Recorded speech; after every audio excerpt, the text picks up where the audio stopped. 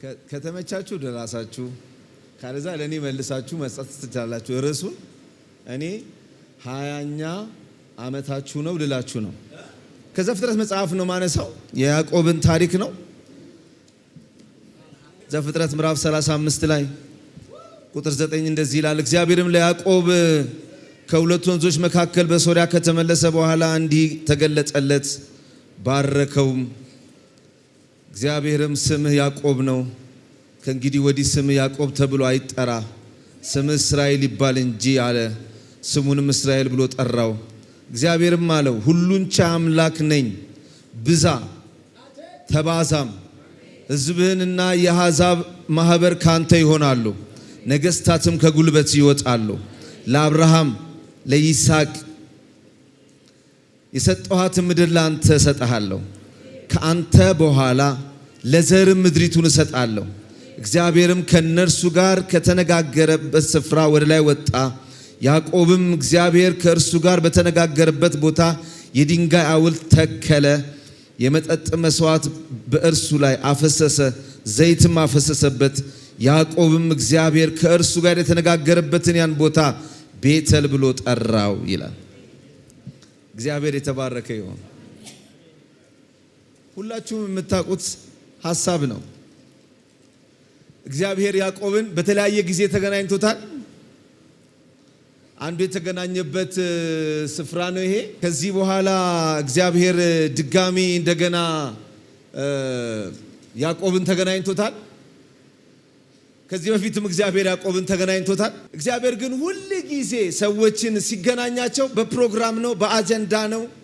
እግዚአብሔር ለለውጥ ነው። እግዚአብሔር ሰዎችን ተገናኝቷቸው ሰዎች ኖርማል እና ያው አይነት ሰዎች መሆን አይችሉም። ሰዎች እግዚአብሔር ተገናኘኝ ብለው አሁን ዘፍጥረት ምዕራፍ 32 ቁጥር 22 ላይ በዛች ሌሊት ተነሳ፣ ሁለቱንም ሚስቶች ሁለቱንም ባሪያዎች 11ዱንም ወሰዳቸው፣ ወንዙንም አሻገረ፣ ከብቱንም ሁሉ አሻገረ። ያዕቆብ ግን ለብቻው ቀረ፣ አንድ ሰው እስከ ንጋት ድረስ ታገለው። ይሄ እግዚአብሔር ያዕቆብን ምን ያለበት ነው? የተገናኘበት ስፍራ ነው። እግዚአብሔር የተባረከ ይሁን። ከዚህ በፊትም ወደ ኋላም ብንሄድ እግዚአብሔር ያዕቆብን ተገናኘው ድንጋይ ተንተርሶ እያለ ይላል። ይሄ በየፌርማታው እግዚአብሔር የሚገናኘው ሰው ልባርካችሁ። የህይወታችሁ ምዕራፍ እንዲህ ይሆንላችሁ። አንድ ምዕራፍ በተገለጠ ቁጥር ልዩ መገለጥ ይዞ የሚመጣ የአምላክ መገኘት ያገኛችሁ።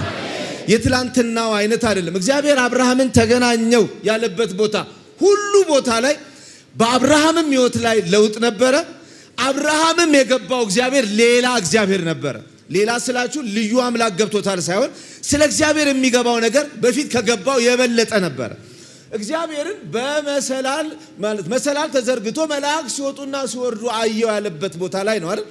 በ20 ዓመቱ ድጋሚ ሲገናኘው አሁን መሰላል ሲወጣና ሲወርድ ሳይሆን ራሱን እግዚአብሔርን አየሁት አለ።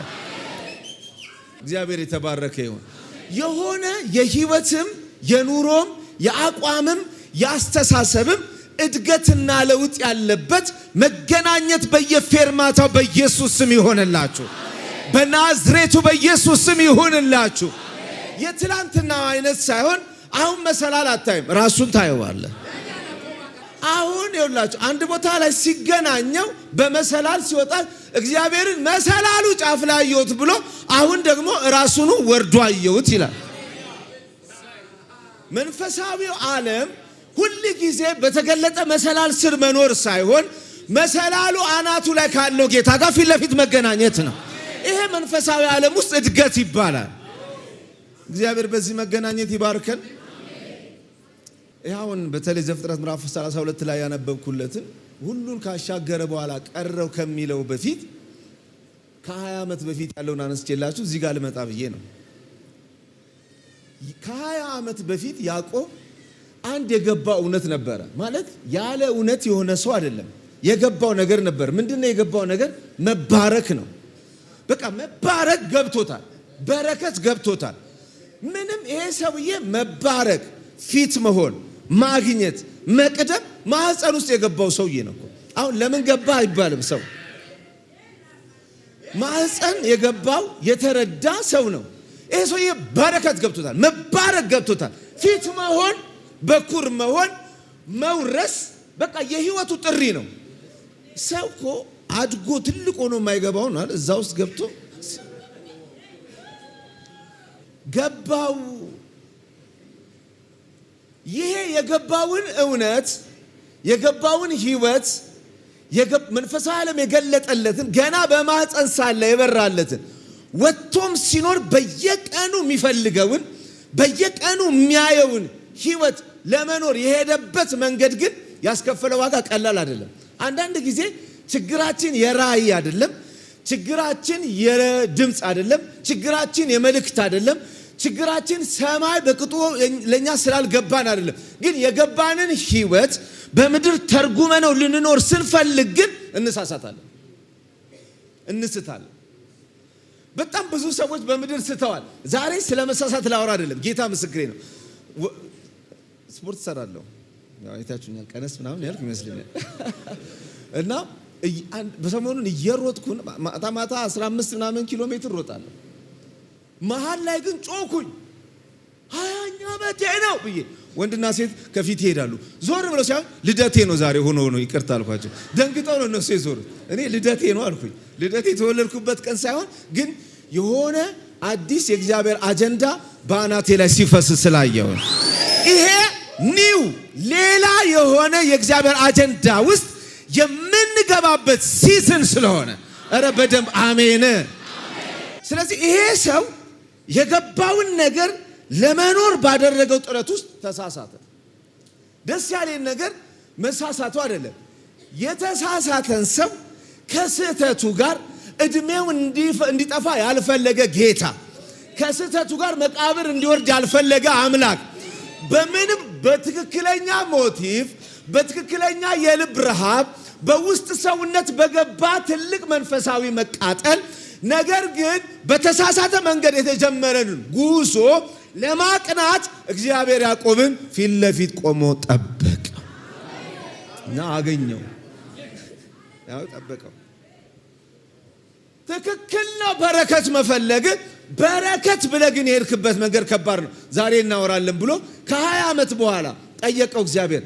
ይስሐቅ የጠየቀውን ጥያቄ ለበረከት ብሎ ይስሐቅ አግኝቶት አባቱ ስምህ ማን ነው ሲለው ሲሰማ እግዚአብሔር እሱም ከ20 ዓመት በኋላ እግዚአብሔር ሲያገኘው ስምህ ማን ነው ብሎ ጀመረ። የትክክለኛ በረከት መነሻ ማንነትን ከማወቅ ይጀምራል። ትክክለኛ ማንነትን ባለማወቅ ህይወት ውስጥ ያለ ማንኛውም አይነት በረከት የሚመስሉ ነገሮች ሸክም እንጂ በረከት አይደለም። ትክክለኛ በረከት ለሰው የሚሆነው ትክክለኛ ማንነቱን ላወቀ ሰው ነው። ማን ነው ስምህ ሲለው ኤሳው ነኝ አለው። ያን ቀን እግዚአብሔር ከ20 ዓመት በኋላ ሲያገኘው ማን ነው ስምህ አለው። አሁን ለእግዚአብሔር ኤሳው ነኝ አይባልም። አያረጅ፣ አይደክም፣ አይሸመግል፣ አይኑ አይፈዝ፣ ሕያው ነው እግዚአብሔር። ሁል ጊዜ ያቀናል። የሚያቀና አምላክ የሚያቀውን ነው እየጠየቀን ያለው። ስለዚህ ምን አለው? ያዕቆብ ነኝ አለው። አሁን ወደ ትክክለኛ በረከት ለመምጣት ትክክለኛ መስመር ውስጥ ገባ ማለት ነው። በደንብ አሜን። እና ምንድነው እዚህ ጋር ይሄ ሰውዬ በረከት ለማግኘት ወደ በረከቱ ለመግባት ወደ ራዩ ለመግባት ወደ ልቡ ናፍቆት ለመግባት ያደረገው ጥረት ነው። ምን ያደረገው? ስሙን ያስቀየረው፣ ራሱን በሰው ጫማ ውስጥ የከተተው፣ በሰው ጨርቅ የተጠቀለለው፣ ድምፁን የቀየረው፣ እንደ ኤሳው ለማውራት የሞከረው፣ እንደ ኤሳው የለበሰው፣ የኤሳው አይነት ጠረን እንዲኖረው ያደረገው፣ ይሄ ሁሉ ነገር የተሸዋወደው የለወጠው ራሱን የቀየረው ለምንድን ነው ብትሉት ለበረከት ነው። ውስጡ ላለ በረከት አምላክ ላስቀመጠው ነገር ነው። እግዚአብሔር ደግሞ ከ20 ዓመት በኋላ ጠበቀና መቼም ለሌል በውስጥ ላስቀመጥኩት ነገር ለኖርከው የህይወት መንገድ የከፈልከው ዋጋ በቂ ነው ብሎ እግዚአብሔር መንገዱ ላይ ቆመ። ዛሬ መልእክቴ አንድ ነው። የእውነቴን ነው የምላችሁ። መጀመሪያ የምነግራችሁ ነገር ማንም ሰው በጤናማ ራዩ ግን በተሳሳተ መንገዱ ሄዶ እንዲሞት የማይፈልግ አምላክ ለሁላችንም 20ኛ ዓመት አዘጋጅቶልናል። እስቲ በደም አሜን። 20 እኔ ለሱ ብቻ መሰላችሁ? ለሙሴ ነፃ ማውጣት፣ ወንድሞቹን መታደግ፣ በወንድሞቹ መካከል ጣልቃ መግባት፣ መዳኘት፣ ማስታረቅ፣ ፈራጅ መሆን ጥሪው ነው። ግን ያንን የህይወት ጥሪ በትክክለኛው መንገድ ማድረግ ስላልቻለ በቦክስ ሊያደርገው ሲል ስደት ገጠመው። የሱ ደግሞ 40 ዓመት ነው። የኛ 40ም 20ም አይሆንም። እነሱ 200 እየኖሩ ነው 40 እና 20። አየ በ60 እና በ70 20 መሸ ወደ አያዋጣም። ለኛ ፈጥኖ ይደርሳል። ኧረ በደንብ አሜን። ከ40 ዓመት በኋላ እግዚአብሔር ሲገጥመው መጣበት ሲና ተራራ ላይ መጣ። ይሄን ሰውዬ በዛ ስፍራ ላይ ተገናኝቶት የለወጠው አምላክ ሙሴ ጋር መጣና ፊት ለፊት በሲና ተራራ ቆመ። እግዚአብሔር ምን ሆነ ነው? ነፃ ለመውጣት ማሰብ ትክክል ነው። ነፃ አውጪ ቅባት አለብህ፣ ክብር አለብህ፣ እጅ አለብህ፣ በወንድሞች መካከል በዳኘት አለ። ጥሪ ነው፣ ህይወት ልክ ነው። ግን ትክክለኛውን ነገር ለማድረግ የሄድክበት መንገድ ግን ትክክል አይደለም። እኔ እግዚአብሔር ደግሞ ሁል ጊዜ ነገርን በውጤት መለካ አምላክ ስላልሆንኩ የነገርን ትክክለኛነት ከመንገዱ ጀምሮ ስለማይ መንገድ ትክክል ባይሆንም 40 ዓመት እረኛ ቢያደርግህ መንገድህ ዛሬ ግን ከዚህ ራእይ ጋር እንድትሞት ስለማልፈልግ የማይቃጠል ግን የሚነድ እሳት አድርጌ በዚህ ተራራ ላይ ተገለጥኩልህ። ሙሴ ለሱ ያ ትልቅ ተርኒንግ ፖይንት ነበር። ለጳውሎስ ልብ ውስጥ ላለ ትልቅ ፍላጎት፣ ለእግዚአብሔር መቅናት፣ ለእግዚአብሔር ቤት ያለው ትልቅ ረሃብ፣ አምላክ ሲባል ለሚጮህለት ልብ የኖረበት ያለፉት ዘመናት ልቡ ትክክል ነው፣ ሐሳቡ ትክክል ነው። የእግዚአብሔርን ሐሳብ ይዞ መሮጡ ትክክል ነው። ትክክሉ ነገር ግን ትክክል ባልሆነ ጎዳና እየሄደበት በነበረበት ጊዜ እግዚአብሔር ለሱም ተርኒንግ ፖይንት ነበረ። ደማስቆ ቆመና እግዚአብሔር ተገናኘ። ዛሬ ለትክክለኛ የልባችሁ ረሃብ ትክክለኛን መንገድ ሊሰጣችሁ የሰራዊት ጌታ እግዚአብሔር በመንገዳችሁ ላይ መግጠም ይሆንላችኋል። ኧረ በደንብ አሜን በሉኝ ባካችሁ። ትክክለኛ ሐሳብ፣ የቢዝነስ ሐሳብ፣ የአገልግሎት ሐሳብ፣ የሥራ ሐሳብ፣ የፖለቲካ ሐሳብ፣ በጣም ብዙ ትክክለኛ ሐሳብ የያዙ ሰዎች ትክክለኛ ሐሳባቸውን በትክክለኛ መንገድ ተርጉመው በትክክለኛ በረከት ውስጥ እንዳይገቡ ሁሉ ጊዜ ችግሩ ምንድነው? ሰማይ የመጣበት መንገድና እኛ ከሰማይ ይዘን የመጣውን መንገድ በዛው መንገድ ይዘን መቀጠል ስለማንችል ብዙ የመንከራተት እድሜዎች ይገጥሙናል። ያዕቆብ የገጠመው እሱን ነው። 20ኛ ዓመት ማለት ምን ማለት ነው ካላችሁኝ፣ 20ኛ ዓመት ማለት ይሄ የሚንከራተትን ሰውዬ ይሄንን በመልካም ራእይ፣ በጥሩ ሐሳብ፣ በመለኮታዊ አጀንዳ የጀመረ ነገር ግን ህይወትን መንከራተት የሆነበትን ሰውዬ የማስቆሚያ ዓመት ነው። እግዚአብሔር ይሄንን ሰውዬ ፊት ለፊት የሚገናኝበት ዓመት ነው። ሃሌሉያ! በጌታ በኢየሱስ ስም ያልጠበቅከው መለኮታዊ መገለጥ በናዝሬቱ በኢየሱስ ስም በመንገድ ይገናኘ። ይሄ ህይወት ማለት አትቀጥልም፣ በመንከራተት አትቀጥልም፣ በትግል አትቀጥልም፣ በችግር አትቀጥልም። እኔ እግዚአብሔር መንገድ ስህተት እንኳን ቢሆንም የህይወት ጥሪ ካንተ የልብ ቅንነት ጋር ስላለ እኔ እግዚአብሔር በመንገድ ላይ ቆሜ እጠብቃለሁ አለና እግዚአብሔር ገጠመው። 20ኛ ዓመታችን ነው። ኧረ በደንብ አሜን። ይሄ ከአባቱ ጋር ተገናኝቶ በጨርቅ ተጠቅልሎ ስም ቀይሮ መልክ ቀይሮ ባልተገባ መንገድ የሆነ ነገር ለማግኘት ያደረገበት እድሜና አሁን እዚህ ጋር ደግሞ እግዚአብሔር የተገናኘበት እድሜ ይሄ 20 ዓመት ነው። 20ኛ ዓመታችን ማለት መቋጫ ማለት ነው። መቋጫ ማለት ነው።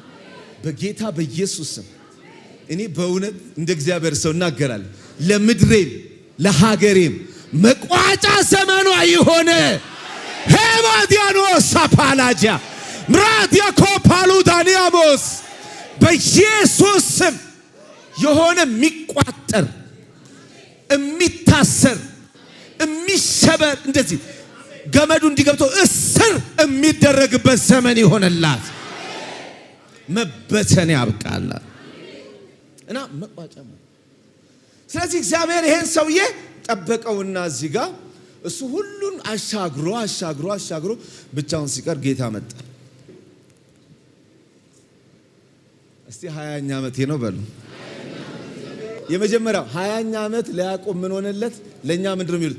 የመጀመሪያው ቶሎ ለናገር 20ኛ ዓመት ማለት መንፈሳዊው ዓለሙን በአዲስ መንገድ የምንገናኝበት ዓመት ማለት ነው። በደንብ አሜን። ቅድም የነገርኳችሁ ነው። ምንድነው ከ20 ዓመት በፊት የነበረው? እግዚአብሔርን አየሁት አለ። የት አየኸው ሲለው መሰላል ተዘርግቶ ሲወጣና ሲወርድ አየሁት አለ። ከ20 ዓመት በኋላ እግዚአብሔር በመጀመሪያ ሲመጣ እግዚአብሔር ደግሞ ፊት ለፊት ገጥሞት መጣ። ለያዕቆብ ከዚህ በፊት ስለ እግዚአብሔር የሚያውቀው የሰማው ከአባቱ የሰማው ነገር አለ። እርሱ በዓይኑ ያያል። 20ኛ ዓመት ማለት ምን ማለት ነው ለያዕቆብ ካላችሁኝ፣ አዲስ መንፈሳዊ ልምምድ ውስጥ የመግባት ዓመት ማለት ነው። ከዚህ በፊት ተለማምዶት የማያውቀውን ከዚህ በፊት አይቶት የማያውቀውን ነገር ፊት ለፊት የሚያይበት ዓመት ማለት ነው። 20 ዓመት ሙሉ የመጣበት መንፈሳዊ ልምምድ አለ። ዛሬ መቋጫ ያገኛል። ኧረ በደንብ አሜን በሉኝ። ያው መንፈሳዊ ነገር ጌታ ምስክር ይኮን ይሄ የማይለመድ ነው። አሁን እኔ ሁሉ ጊዜ የምለው ነገር አለ። ቤት ኖሮን ለምደነው ሲሰለቸን መኪና ገዝተን ለምደነው ሚስት አግብተህ ልጆች ወልደህ ምንም ነገር ኖሮን ሁሉ ይገርመኛል። ምንም ነገር ሄደም የሆነም ነገር አይተህ ሁሉ ጊዜ ለምንድን ነው ግን አሁን ቁጥር ማልጠራ እድሜ እንዳትደምሩ ነው እንጂ ይሄን ሁሉ እድሜ በጌታ ቤት ስንኖር ጸሎት ለምንድን ነው ማይሰለቸን እላለሁ።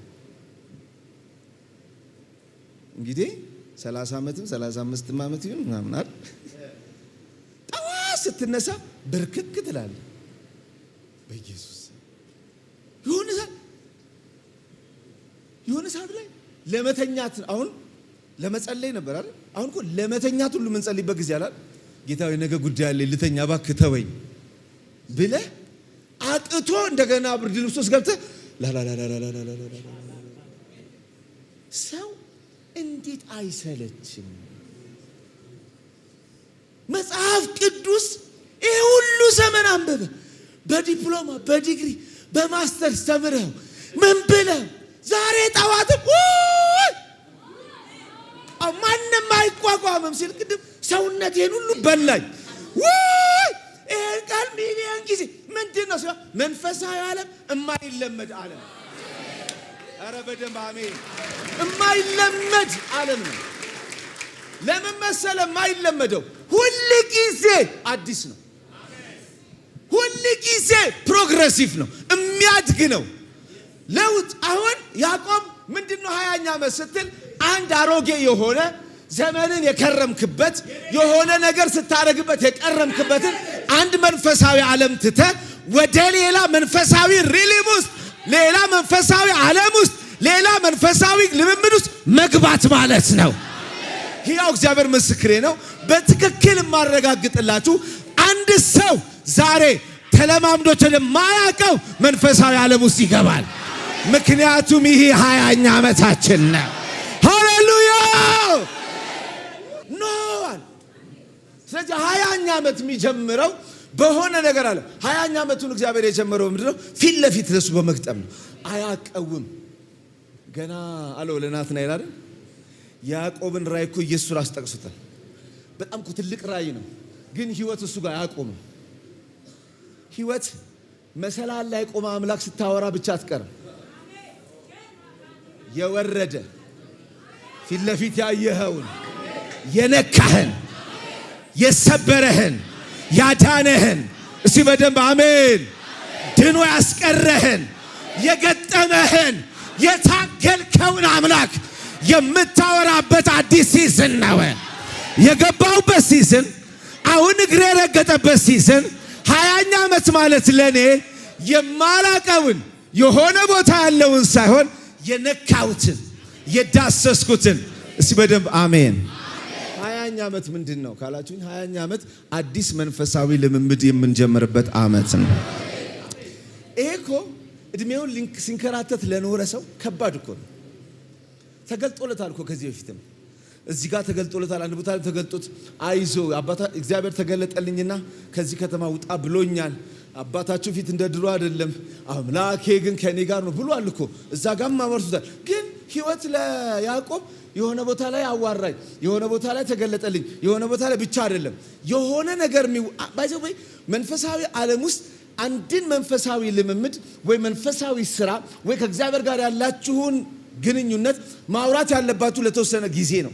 እዛ ከከረማችሁ ሃይማኖተኛ ትሆናላችሁ። ሃይማኖተኝነት የሚጀምረው የሆነ ልምምድ ውስጥ እድሜን መፍጀት ስትጀምር ነው።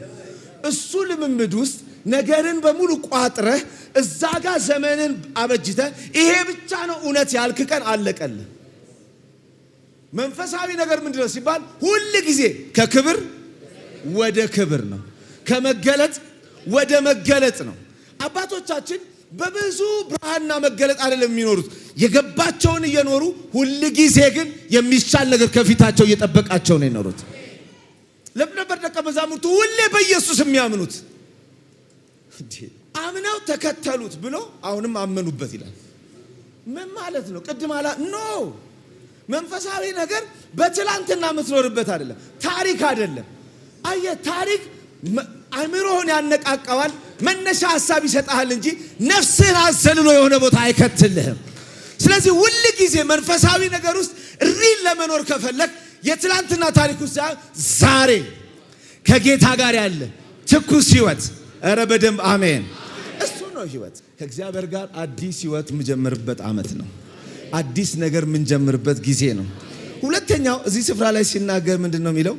እግዚአብሔር ያዕቆብን ተገናኘው። ምን አደረገለት? 20ኛ ዓመት ምንድን ነው ሲባል እውነተኛን ያልኳችሁ ልድገምላችሁና፣ አንደኛ ከእግዚአብሔር ጋር አዲስ የህይወት ልምምድ የሚጀምርበት ነው እያቸዋለሁ። ሁለተኛው እውነተኛ ባርኮት ከአምላክ እጅ የሚቀበልበት ዓመት ነው። ምን ማለት ነው? እውነተኛ ባርኮት ማለት የመጀመሪያ ባርኮት ማለት ስለ ባርኮት ትክክለኛ ትርጉም ያገኘበት ዓመት ነው። አሁን ይሄ ሰውዬ ህይወቱን በሙሉ በረከት ፍለጋ ሲንከራተት የኖረ ሰውዬ ነው። በረከት የወንድሙንም እግር ሲይዝ በረከት ነው። የወንድሙንም ሲያስለበሰው በረከት ነው። እንደ ወንድሙ የሚያዋራው በረከት ነው።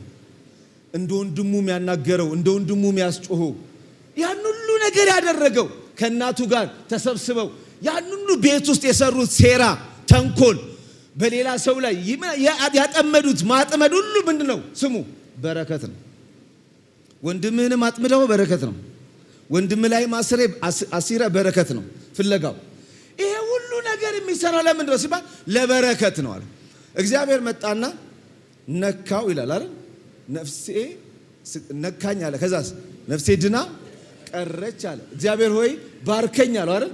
ባርከኝ ሲለው ሁላችሁም ስለምታውቁት ነው። ከ20 ዓመት በፊት ይሄን በረከት ፍለጋ ሄደ ሰውዬ።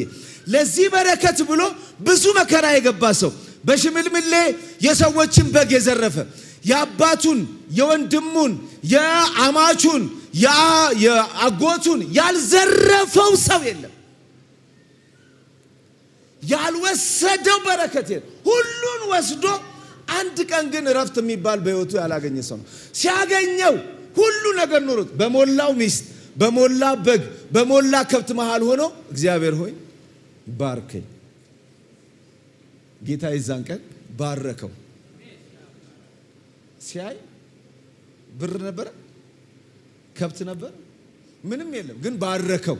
እሱ ምን አለ? ውይ ነፍሴ ድና ቀረች፣ አሁን ነው የተባረኩት አለ። ያን ቀን እግዚአብሔር ከ20 ዓመት በኋላ ምን አደረገለት ካላችሁኝ፣ ሁለተኛው ነገር ስለ በረከት ትክክለኛ ትርጉም ሰጠው። ባረከው ማለት የበረከትን ትርጉም ነገረው ማለት ነው። ከዚህ ምዕራፍ በኋላ ስትሄዱ ብዙ ከብት አገኘ፣ ብዙ ጥጃ አገኘ፣ ብዙ ልጅ ወለደ፣ ብዙ ሚስት አገባ የሚል ነገር አታገኙም። ግን የምታገኙት አንድ እውነት አለ። ሰውየው የአብርሃም የይስሐቅ የያዕቆብ አምላክ ወደሚባልበት ፓትሪያርክ ወደሚሆንበት የእምነት አባት ወደሚሆንበት ሌቭል ውስጥ ገባ። ኧረ በደንብ አሜን በሉ ባካችሁ። ባረከው ማለት መንፈሳዊ ሌቭሉን እግዚአብሔር ከፍ አደረገው። የአባትነት ሌቭሉን ከፍ አደረገው። መጠሪያ ስሙን ቀየረለት። ምን ማለት ነው? 20ኛ ዓመት ማለት 20ኛ ዓመት ማለት ከእግዚአብሔር ጋር ፊት ለፊት ተገናኝተ መንፈሳዊ ልምምድን ከፍ የምታደርግበት ብቻ ሳይሆን ያንተም አይደንቲቲ፣ ያንተም ማንነት፣ ያንተም ስም ከፍ የሚልበት ዓመት ማለት ነው። የሚገርማችሁ ነገር 20ኛ ዓመት ማለት ሰው በብዙ የካበተ የሞላ ኑሮ ውስጥ ሆኖ በጥያቄ ለሚኖር ሰው መልስ የመጣበት ዓመት ማለት እኮ ነው። ባይዘው ሁሉ ሰው ሲያየው ያዕቆብን ባለጠጋ ነው ይለዋል። ያዕቆብ ግን ምንድነው የሚለው? ባለጥያቄ ነኝ። ባይዘው ባለጥያቄና ባለጠጋ ይለያያል። ማንም ሰው ያዕቆብን ከብት አይቶ የሚለው ምንድነው? ይሄ እኮ ባለጠጋ ነው ይላል። እሱ ግን ዞር ብሎ እኔ ግን ባለጥያቄ ነኝ፣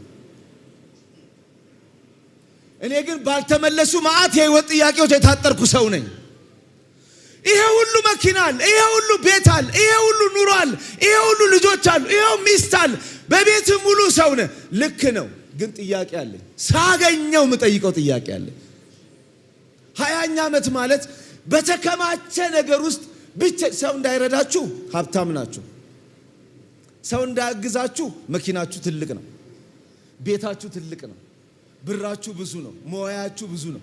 ማንም ሰው ሊያግዛችሁ የማይችለውን በብዙ አጀብ የተከበባችሁትን ሰዎች ነገር ግን ብቸኛና ባለጥያቄ ለሆነ ሰው መልስ የሚመጣበት ዓመት ማለት ነው 20ኛ ዓመት ማለት። ያዕቆብ እኮ እንደሱ ነው የሆነበት። ባይዘው ባረከው ሲል በብዙ በረከት በሚመስል ነገር ውስጥ የሚኖር ግን ያልተባረከ ሰው አንድ ሰው ይኖር ይሆን እዚህ ቤት ውስጥ? ብዙ ሰው እንደናንተ መሆን የሚመኛችሁ ኑሯችሁ፣ ከፍታችሁ፣ ያላችሁበት ነገር፣ ቢዝነሳችሁ፣ ጤናችሁ፣ ስራ ቦታችሁ፣ ፖዚሽናችሁ ብዙ ሰው እንደናንተ በሆንኩ የሚላችሁ ነገር ግን እናንተ ራሳችሁ ግን ያልተመለሰ ብዙ የህይወት ጥያቄ ያለባችሁ ሰዎች ትኖር ይሆን? የ20ኛ ዓመት ማለት ሰው የማይነካውን ሰው የማይደርስበትን ቦታ ደርሶ ጥያቄ የሚመልስላችሁ ዓመት ማለት ነው። ትክክለኛ በረከት ወደሱ መጣ ማለት በትክክል ተባረከ ማለት እግዚአብሔር የማይታለፉ አጥሮቹን አልፎ መጣና ተገናኘው። ምንድነው የምትፈልገው? ባርከኝ። ለዚህ በረከት ከብዙ ሰው ጋር ታግያለሁ። ለዚህ በረከት ከብዙ ነገር ጋር ራሴን ዛሬ ግን እግዚአብሔር መጣና እንዲህ አለው፣ ያዕቆብ ለመባረክ ብለህ የወንድምን ተረከዝ ይዘሃል። ለመባረክ ብለህ የወንድምን ጨርቅ ገፈሃል። ለመባረክ ብለህ እንደ ወንድምህ አውርተሃል። ለመባረክ ብለህ ላባ ቤት ገብተህ ብዙ ግርግር ፈጥረሃል። ለመባረክ ብለህ በእንጨት በሽምልምሌ ውሃ ላይ እያደረክ በጎቹን እያሴሰንክ ብዙ ከብት ወስደሃል። አሁን አንድ ነገር ልንገርህ፣ መባረክ ማለት ወንድምህን ማነቅ ማለት አይደለም። መባረክ ማለት ወንድም ፊት መቆም ማለት አይደለም። መባረክ ማለት የወንድምን ተረከዝ መያዝ ማለት አይደለም። ወመባረክ ማለት የወንድምን ጨርቅ መግፈፍ አይደለም። መባረክ ማለት ወንድምህን ማሳጣት ማለት አይደለም። መባረክ ከሰው ጋር ታግል አይደለም። ከአባት ጋር ታግል አይደለም። ከአጎት ጋር ታግል አይደለም። ከማንም ጋር ታግል አይደለም። የመባረኪያ መንገዱ እኔን መታገል ነው። 20ኛ ዓመት ማለት አቅጣጫ መቀየሪያ ነው። ኧረ በደንብ አሜን። ምን ማለት ነው? እንደዚህ ብለህ ዘመንን ሁሉ አሁን ያዕቆብ ያለፉትን 20 ዓመት ሙሉ ለመባረክ ያልታገለው የለም። ከማህፀን ጀምሮ ታጋይ ነው። ወንድሙን ይታገላል፣ አባቱን ይታገላል፣ እናቱን ይታገላል፣ አጎቱን ይታገላል፣ አማቹን ይታገላል፣ ሰው ሁሉ ይታገላል፣ ሚስቶቹን ይታገላል፣ ከብት ይታገላል። ሰው ከብት ይዘህ ጅንጉርጉሩ ለጅልኝ እያለ ከብት ይታገላል። ምን መሆን ነው ፈልገው? መባረክ። ሁሉን ይታገላል፣ ያንን ይታገላል። አንድ ቀን ግን ጌታ ፊት ለፊት ተገናኘ። እስቲ ዛሬ ከኔ ጋር እንታገል አለ። በረከት ማግኘት ማለት ወንድምህን መታገል፣ አብዛ ሄደ መታገል፣ ያኛውን መታገል፣ የዛን ስም ማጥፋት፣ ያንን ነገር መጎተት፣ ያንን መሰብሰብ አይደል። በረከት እኔን መታገል ነው። ናና ዛሬ ከኔ ጋር እንታገል አለው እግዚአብሔር። የዛን ቀደስ የሚለው ነገር ሌሊቱን ሙሉ ከጌታ ጋር ታገለ ይላል። ሲነቃ ነፍሴ ድና ቀረች አለ። መልእክቴ ይሄ ነው። 20ኛ ዓመታችን ነው። ኧረ በደንብ አሜን። ምንድነው የሚሆንልን 20ኛ ዓመት ላይ? መንፈሳዊ ዓለሙን በጥቅጡ ምን ለማመድበት የእግዚአብሔር አዲስ ማንነት በኢየሱስም ይሆንልናል። አዲስ ልምምድ ውስጥ መግባት ብቻ አይደለም፣ አዲስ ስም የምናገኝበት ዓመት ነው። አይደል እንዴ? ከያዕቆብነት ወደ እስራኤልነት መምጣት ቀላል ነገር እንዳይመስልን። ባይዘው አንድ የገባኝ ነገር እዚህ ላይ ኤሳው ስም ሲጠይቅ የጠየቀው ለምንድን ነው? ለስሙ የሚመጥን በረከት ሊሰጠው ነው።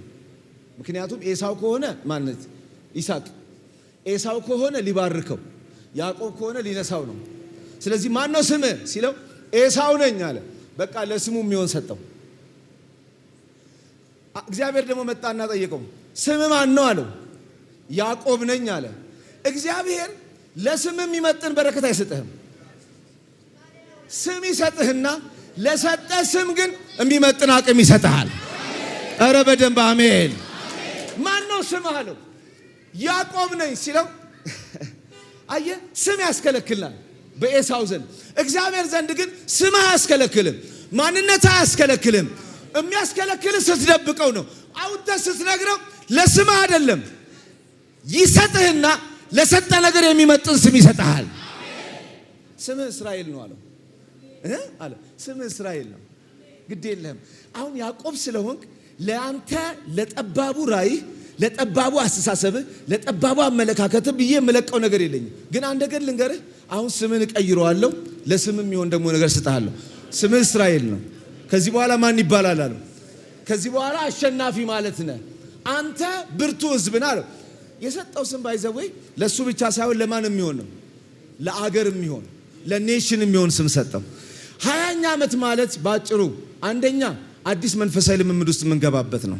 ሁለተኛ በረከት የሚለው መንፈሳዊ ዓለም ውስጥ ያለን በረከት በቅጡ የምንለማመድበት ነው። ሶስተኛ ለበረከቱ የሚመጥን ስም የምንቀበልበት ዓመታችን ነው።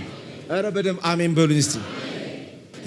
ለዛ የሚመጥን ስም። አሁን አንድ ሰው እድሜ ልኩን ያዕቆብ ያዕቆብ ያዕቆብ ያዕቆብ ያዕቆብ ያዕቆብ ሲባል የኖረ ሰው ምን ማለት ነው? አታላዩ።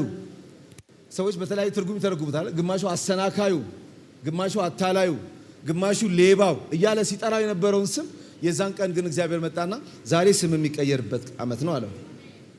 ምክንያቱም ከዚህ በኋላ ያለ ምዕራፍ ከባድ ምዕራፍ ስለሆነ፣ ከዚህ በኋላ ያለ ዘመን ከባድ ዘመን ስለሆነ በዚህ ስም መቀጠል አትችልም። ምክንያቱም 20 ዓመት ሙሉ በዚህ ስም መታሃል። ለስሙ የሚመጥን ኑሮ ኖረሃል። ምክንያቱም ሌባ ነበርክ፣ ስትሰርቅ ነው የኖርከው። ለስም የሚመጥን ይወት። አሁን ግን ከኔ ጋር ተገናኝታል። ከዚህ በኋላ ግን ሌላ ህይወት፣ ሌላ ምዕራፍ፣ ሌላ አጀንዳ ውስጥ ስለምትገባ አንድ ሰው ግን እግዚአብሔር እንደሚያወራው ተስፋ አደርጋለሁ። የሆነ ፕሮግራም የእግዚአብሔር የተለየ አጀንዳ ውስጥ ልትገባ ስለሆነ እንዲህ አለው እግዚአብሔር። ለዚህ ለምትገባበት መንፈሳዊ ዓለም፣ ለምትጀምረው አዲስ ህይወት፣ ለምትጀምረው አዲስ አገልግሎት፣ ለምትጀምረው አዲስ ምዕራፍ የሚመጥን ስም እሰጥሃለሁ። ስምህ እስራኤል ይባላል። ያዕቆብ የብዙ ሰው ስም መሆን አይችልም፣ ተሻጋሪ ስምም አይደለም። እስራኤል ግን ዛሬ ማንም ያዕቆብም የለም የሱም ዘር በሌለበት ዓለም ውስጥ ዛሬም እስራኤል የሚባል ሀገር አለ አይደል? እንደ ህዝብ የተወሰደ ስም ነው። ይሄ የመጣው መቼ ነው? 20ኛ ዓመት ላይ ነው። ይሄ 20ኛ ዓመት መንፈሳዊ አዲስ ልምምድ ተለማምዶ ስሙ ተቀይሮ አሜን ነው የሚባለው። ለዛ የሚመጥን ማንነት ወስዶ ከጌታ ጋር ተገናኝቶ የገባበት ዓመት ዝም ብሎ ሌላ ዓመት ብቻ ሳይሆን ደግሞ ሌላ ነገር የተቀየረበት ዓመት ነበር። ምናልባት ለአንድ ሰው ከሆነ ይህንን ነገር እንናገረው። ምንድነው የሆነው ካላችሁኝ፣ ያዕቆብ እድሜውን ሁሉ የሰው ጥገኛ የነበረ ሰው ወይ ደግሞ መሰብሰብ ልማዱ የሆነ ሰው ነው። ያዕቆብ ማለት ከብት ይወስዳል አይደል? ንብረት፣ ሚስት ያለውን ሁሉ ለራሱ የሚያስበሰብስ ሰው ነው። 20ኛ ዓመት ማለት ደግሞ የመስጠት ዓመት ማለት ነው። በጣም የገረመኝ ለመጀመሪያ ጊዜ ያዕቆብ ከአፉ ወጥቶ ውሰድ የሚል ቃል የመጣው ከ20 ዓመት በኋላ ነው። ነብዩ በጣም እኮ የሚገርም ነገር 20ኛ ዓመት ማለት ሰው አምጣ ከሚል መንፈስ ወጥቶ ምን የሚል ኤሳው ሲመጣበት መጣና ይሄ በሙሉ የማን ነው አለ።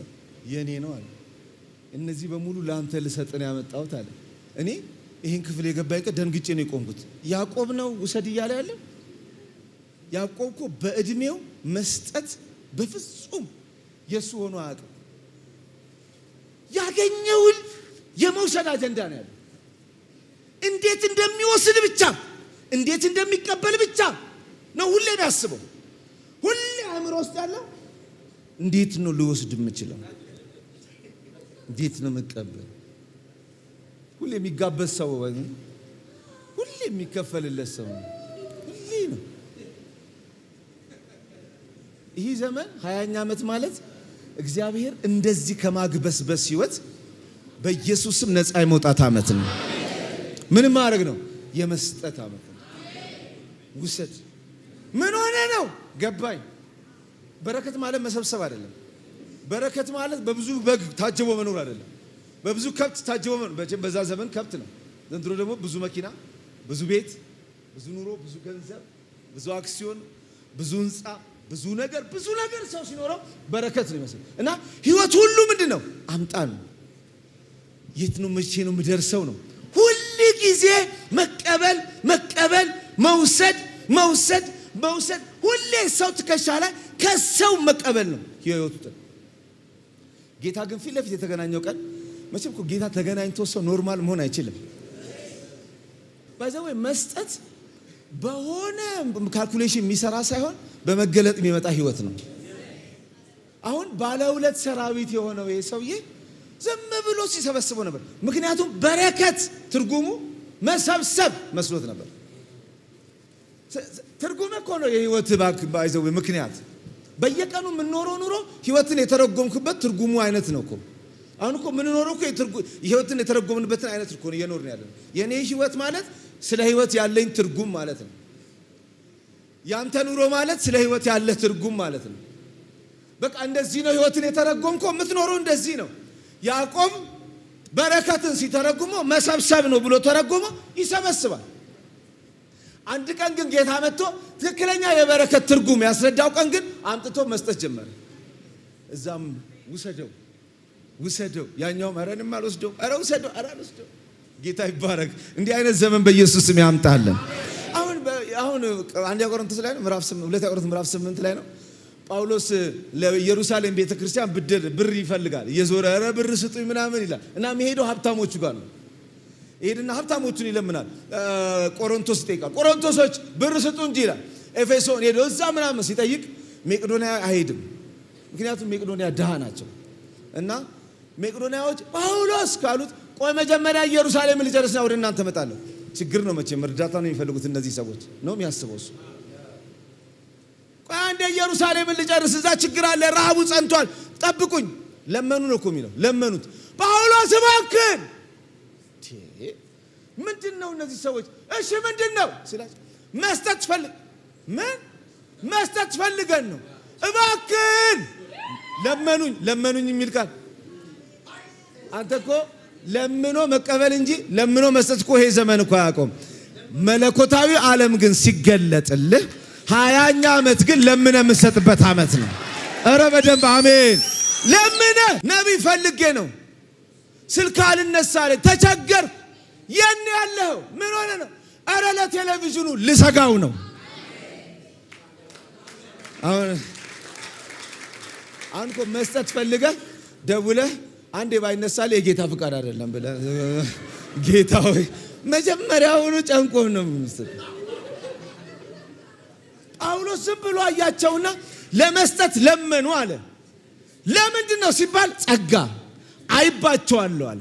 ምን ማለት ነው ሲል መንፈሳዊ ዓለም የገባቸው መሰብሰብ አይደለም፣ የድህነታቸው ጥልቀት፣ የልግስናቸው ብዛት። ሰው እንዴት በዚህ ያህል የጠለቀ ድህነት ውስጥ ሆኖ በዚህ ያህል ሰጪ መሆን ይችላል? ይሄ ማለት 20ኛ ዓመት ማለት ነው። የልግስና ዓመት ማለት ነው። የመስጠት ዓመት ማለት ነው። በጌታ በኢየሱስ መጣች ደግሞ ልትለምን ነው። መጣች ብድር ልትጠይቀኝ ነው። አንዱ በቀደም ተደወለልኝ አለ። የቸርች ሽማግሌ ነው። ልክ ሲደውልልኝ አለ ደነገጥኩኝ አለ። ይሄ ልጅ ብድር ሊለምነኝ ነው። ጌታ ሆይ እባክህ እርዳኝ፣ አሁን ብድር ሊጠይቅ አልኩኝ አለ። ሳምንት አይሆነውም ከነገረኝ። ደጋግሞ ሲደውል በቃ ላንሳው እንዴ የለኝም እላለሁ። እኔ ምን አስጨነቀኝ ብዬ በድግ ሳረግ ለንደን ስራ አግኝቼ ልሄድ ነው አለኝ አለ። በስመ አብ። በመለመን የሚያውቋችሁ ሰዎች ልትበደር ነው፣ ልትለምነኝ ነው፣ ልትጠይቀኝ ነው የምትባሉ ሰዎች ይሄ 20ኛ ዓመታችሁ ነው። በጌታ በኢየሱስ ስም የምትቀበልበት ሳይሆን ለምን የምትሰጥበት ዓመት ነው። ሃሌሉያ ኖ ያዕቆብን እዚህ ጋር የገጠመው መንፈሳዊ ዓለም ይኸውላችሁ፣ መንፈሳዊ ዓለም ውስጥ ልዩ መገለጥ ውስጥ ገባው ማለት በብዙ ልሳን እናገራለሁ ብቻ አይደለም፣ በብዙ ልግስናም ገባለሁ ማለት ነው። መንፈሳዊ ዓለም ማለት የነፍስ ዓለም የመንፈስ ዓለም ብቻ አይደለም። እኛ በሰው ሁለንተና እናምናለን። ሰው መንፈስም ነፍስም ስጋም ነው። የእግዚአብሔር ሁለንተናዊ ባርኮት ማለት ሁለንተናችን ላይ የሚፈስ ነው። ኢየሱስ ክርስቶስ መስቀል ላይ ሲሞት ለነፍሳችንም ለስጋችንም ለመንፈሳችንም ነው። ለይቶ ነፍሴን ሊያድናት ስጋዬን የራሱ ጉዳይ ሊለኝ አይደለም። አረ በደንብ አሜን ነው የሚባለው። ስለዚህ ምን አረገ ያዕቆብ እዚህ ጋር ሲመጣ ይሄ ዓመት የመስጠት ዓመት ነው። አሁን እኮ የምትቆጥረው ነገር የለ ይሆናል እኮ። ዝም ብለህ አሜን ብትለኝ ከዚህ ቀን ጀምሮ እሰጣለሁ ከፍዬ እሰጣለሁ። አሁን እኮ እንደዚህ ከፍሎት በጎቹን ነብዩ እንዲህ ከፍሎት ይሄንን አይቆጥረውም። ይሄንን ውሰደው። ይሄ ኃይለኛ መንፈሳዊ ዓለም ውስጥ ገባህበት ማለት ይሄ ነው። ባይዘዌ እኔ በጣም የጠለቀ መገለጥ ውስጥ ገብቻለሁ። ገንዘቤን ኪሴ ውስጥ ግን አልገባም ግን አይባልም ማለት መንፈሳዊ ዓለም ልምምድ ውስጥ ጥልቅ ብዬ ገብቻለሁ። ግን ኪሴ ውስጥ ግን እጄ ማስገባት ይቸግረኛል የሚባል ዓለም የለም። አልገባህም ማለት ነው። እዛ ስትገባ እዚህ ጋም ነው። አረ በደንብ አሜን ነው የሚባለው። የህይወት ትክክለኛ ትርጉም ማግኛ ልግስና ማድረጊያ ብቻ ሳይሆን ለዘመናት ህይወታችሁን አልፋታችሁ ያለ ሰው ሁል ጊዜ ስጋት ከሆነባችሁ ጭንቀት ነፍሳችሁን ሁል ጊዜ በስጋት ስትገቡ በስጋት ስትወጡ በስጋት ያደረገባችሁን ነገር የምትገላገሉበት ዓመት ነው። አሜን በሉኝ እስቲ ዝም ብላችሁ። ሁል ጊዜ ነፍሱ የምትጨነቀው በወንድሙ ጉዳይ ነው። እዚህ ብቻውን የቀረው ሁሉን አሻግሮ ብቻውን የቀረው ወንድሙን ፈርቶ ነው።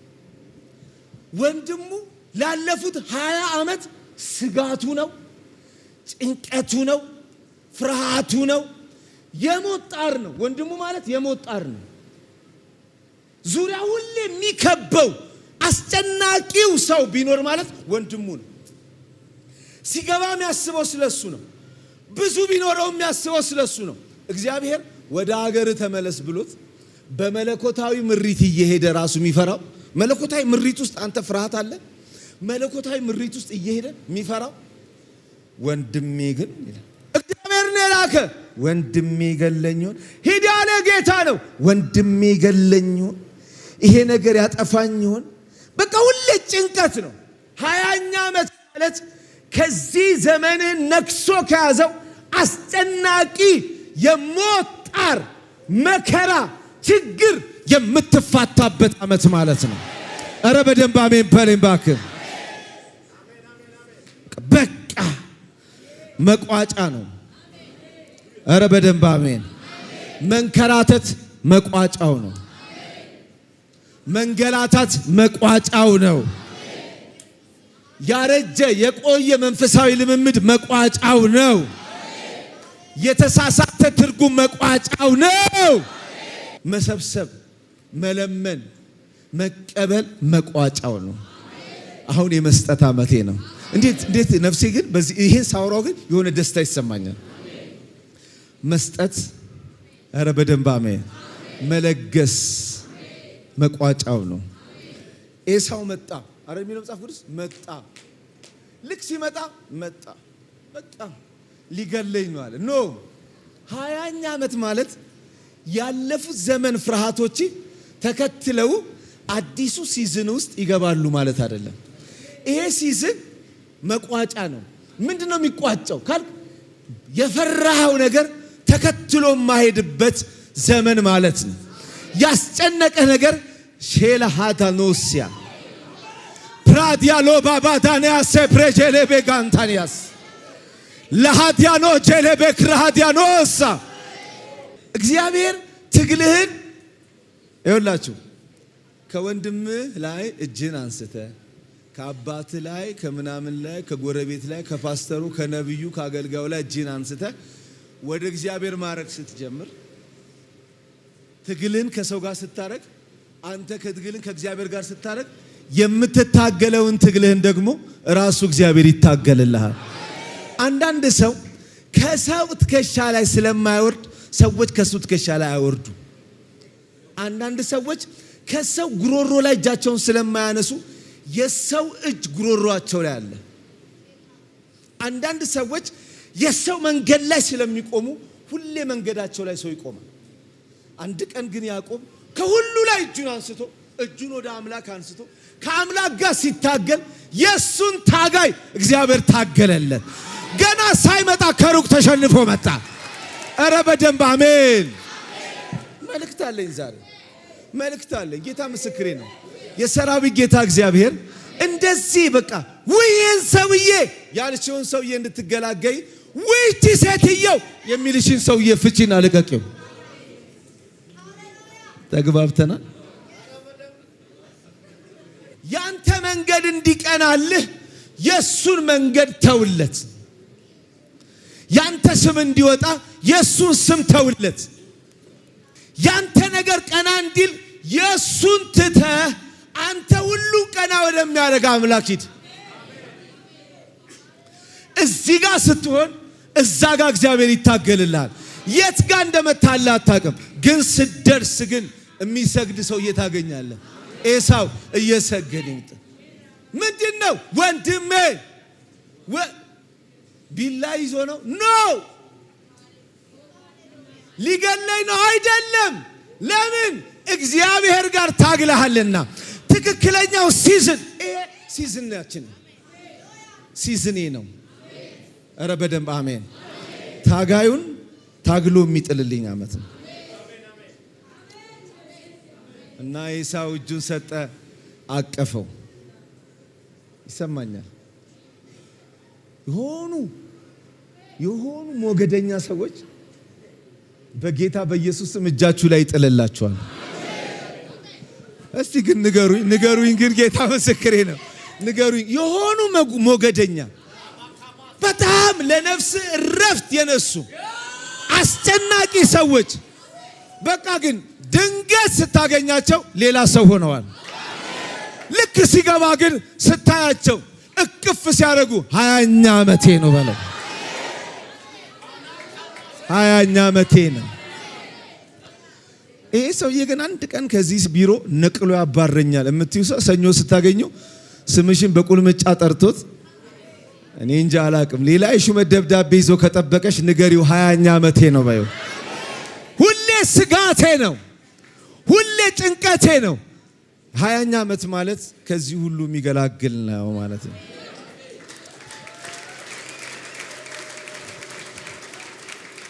መጽሐፉን አላወራን። ቤት ውስጥ ከባድ መንፈስ አለ። ይሄ መንፈስ አሜን ነው የሚባለው። ተከትለን ብንሄድ ይሻላል። እግዚአብሔር ይሄ 20ኛ ዓመታችን ነው። ምን ይሆናል ካላችሁኝ የመጨረሻው አንደኛ አዲስ መንፈሳዊ ልምምድ ውስጥ ገባላችሁ። ለአንድ ሰው ከሆነ ዝም ብሎ አሜን ይለኛል። የሆነ ነገር ያበቃል። የሆነ ታሪክ አታወራም። ትዝ ይለኛል የዛሬ 10 ዓመት ቆሜ ስሰብክ አጋንንት ፊቴ አትልም። አሁን ይጮህልሃል፣ አሁን ይሄድልሃል፣ አሁን ይራመድልሃል። ሃማዲያኖሳ ድሮ ስሰብክ እንዲህ ነበር ምናምን አትልም። አሁን ሌላ ዓለም ነው የምታወራው፣ ከፍ ያለ እንጂ በኢየሱስ ስም አይገርም። የእውነት እዚህ ቤት ውስጥ ካወራን ነብዩ ከፍ ያለ ነገር እያወራን እንቀጥላለን እንጂ አንድ ሰው አንድ ጊዜ ምን አለ? ግድ የለም አሁን በቃ እግዚአብሔር ባንተ ህይወት ውስጥ እኮ ብዙ የሰራው ስራ አለ፣ እነዛን ቪዲዮዎች እያወጣን ሚዲያ ላይ እንልቀቃቸው አለ አንዱ ወንድሜ ሲመክረው። ከዛ ቁጭ ብያስብ ቆሟል ማለት ነው። አሁን አየህ የድሮ አውጥተህ መልቀቅ ከጀመርክ አሁን የለም ማለት ነው። መተህ መሰላላየው ካልክ 20 ዓመት በኋላ ያዕቆብ ቆማል ማለት ነው። 20 ዓመት ሙሉ ኖ አሁን ያዕቆብ የምትጠይቀው መሰላሉን አንተን ነው የሚል እንጂ ፊት ለፊት አየሁት ነው የሚል። እንዴት ነው መሰላሉ ብትለው ወረደ እኮ ይላል። 20ኛ ዓመት ማለት ታሪክ ከማውራት ወጥተህ ያለፈውን ከመገረብ ወጥተህ ያለፈውን እንደገና ወስደህ ከመሸምደድ ወጥተህ አዲስ መንፈሳዊ ልምምድ ውስጥ መግባት ማለት ነው። አዲስ እናወራለን፣ የዛሬ እናወራለን። ኧረ በደንብ አሜን። ለሱ የሚመጥን ማንነትና ስም የምንቀበልበት ዓመት ነው። ይሄ ሰውዬ ስራው ደስ ይላል፣ ስሙ አያምርም የምትባል ሳይሆን ስምህም እስራኤል ሕይወትህም አሸናፊ። ኧረ በደንብ አሜን። 20ኛ ዓመት ማለት ያልተደበላለቀ ያልተምታታ ሰው ሲያገኝ ትራክት ሊሰጥህ ሲል ደግሞ ስትዘምር ጴንጤ እየመሰልከው ከሚምታታበት ሕይወትህም ጴንጤ ነው፣ ስብከትህም ጴንጤ ነው። እስቲ በደንብ አሜን። ኑሮህም ጴንጤ ነው፣ ሕይወትህም ጴንጤ ነው።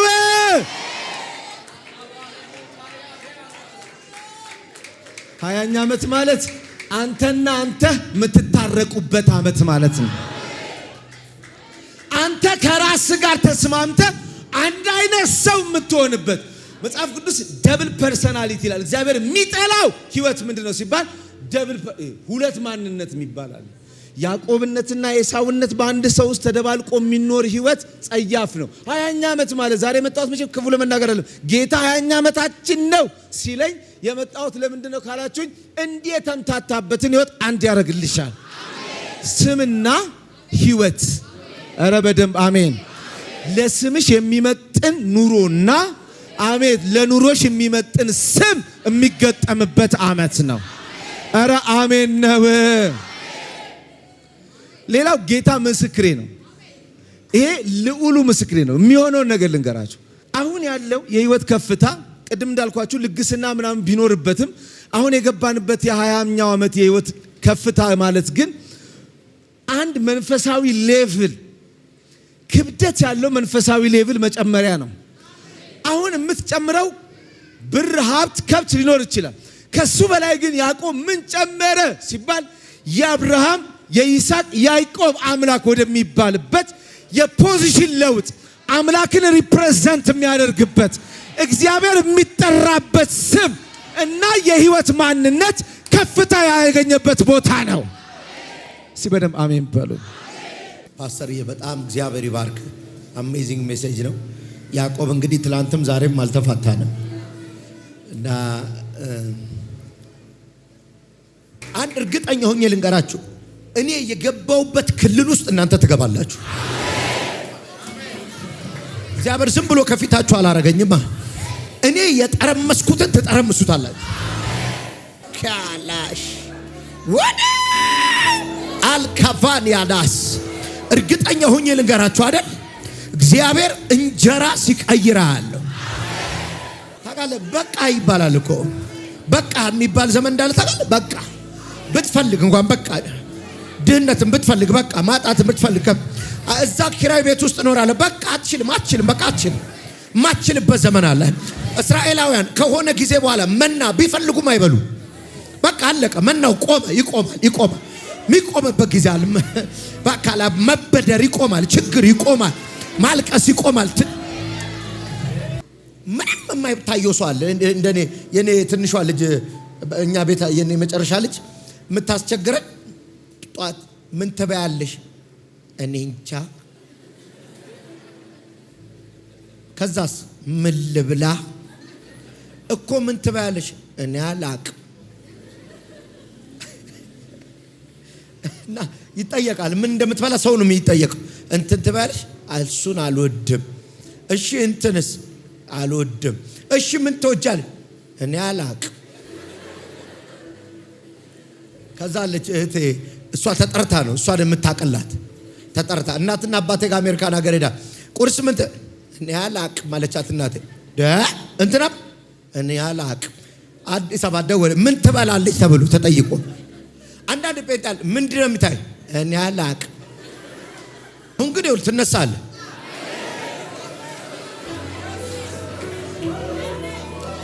ልገባበት ነው ይታየኛል። በቃሬዛ እየመጡ ነው ይታየኛል። ዊልቸር ተጭኖ ሲሄድ ይታየኛል። ነገስታት ጸሎቴን ሲፈልጉ ይታየኛል። ጃላ ካፋዲያና ተካፋዲያ ሳካባ እስካሁን አረቦች ሲመጡ ነው ያያችሁት አይደል? ሱልጣኖች ሲመጡ ይታየኛል። ሃራራ ጂጋ በካፋናያ አረ እግዚአብሔር ሊሰጥ ነው እባክህ። እኔ እኮ ይኸውልህ ማሃዴጋሚያ ነው ኮማስ ላኪያና ካማስ ከዚህ በኋላ ስም ያዕቆብ አይባልም ማለት ምን ማለት እንደሆነ ታውቃለህ? ኖ ሞር ከዚህ በኋላ አንተን እንደ አንድ ግለሰብ የሚያይ የለም። እንደ አገር ነው የምትጠራው። ስትሄድም ግር ብለህ ነው የምትሄደው። ያዕቆብ መጣ ማለት አገር መጣ ማለት። ምን ላርገው? ይኸው እውነት እኔ ነብይ ከሆንኩ በዚህ ቤት የጌታ መንፈስ ካለ አንተ ራስ እኔ ነኝ ወይ የምትለውን ህልም ዛሬ አይተህ ታድራለህ። ጃላ ካፋዲያስ እጅን ባፍ የሚያስጭን ህልም ነገ በህይወት የሚሆነው ዛሬ አይተው ታድራለህ። ወሊ ካፋዲያስ ምን ኃይል ይሰማኛል። ባክ የሚጠነክርብህ ነገር አይኖርም። ሀዳጋላ ባውባ የሚታገል ነገር አይኖርም። ከባድ የሚሆንብህ ነገር አይኖርም። በቃ 20ኛ ዓመቴ ነው። በያዕቆብም እድሜ ታውቃለህ፣ እድሜ እየቆጠረ ነው የሄደው።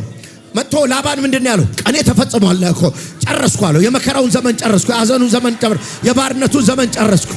ካላጋባሳ ድጋሜ ጨርሮ 7 ዓመት ጨመረበት አይደለ? ከዛ ድጋሜ 21ኛ ዓመት ላይ እኔ በቃኝ አላለም። እግዚአብሔር ራሱ በቃ አለው። ተነስና ወደ ቤተል ሂድ፣ ውጣ አለው። በመከራዬ ጊዜ ለተገለጠልኝ ለሰማኝ አያዳባሳካ ተነብያለሁ። ከችግር ቤት ወጣችኋል፣ ከመከራ ቤት ወጣችኋል፣ አንገት ከመድፋት ቤት ወጣችኋል። በቃ ከዚህ በኋላ አትቆይም። አንዳንድ ሰው ላይ ልተነብይበት ነው። ደግመሽ የማታለቅሽበት ጸሎታል፣ ደግመ ለእግዚአብሔር የማታሳየው ጸሎታል። ድጋሚ ርዕስ የማይሆንብሽ ጉዳይ በዛ ጉዳይ ላይ አሁን ታመሰግኛለሽ። 20ኛው ዓመት ነው። ከዚህ በኋላ ኤሳው ርዕስ አይሆንም። ከዚህ በኋላ ሞት ርዕስ አይሆንም። እኔ ለማን ነው አንዳንድ ሰዎች ላይ እንደዚህ ከሰማይ እግዚአብሔር አይበቃም ሲላል አይበቃም፣ በቃችሁ፣ በቃ አይበቃም ያስለቀሰሽ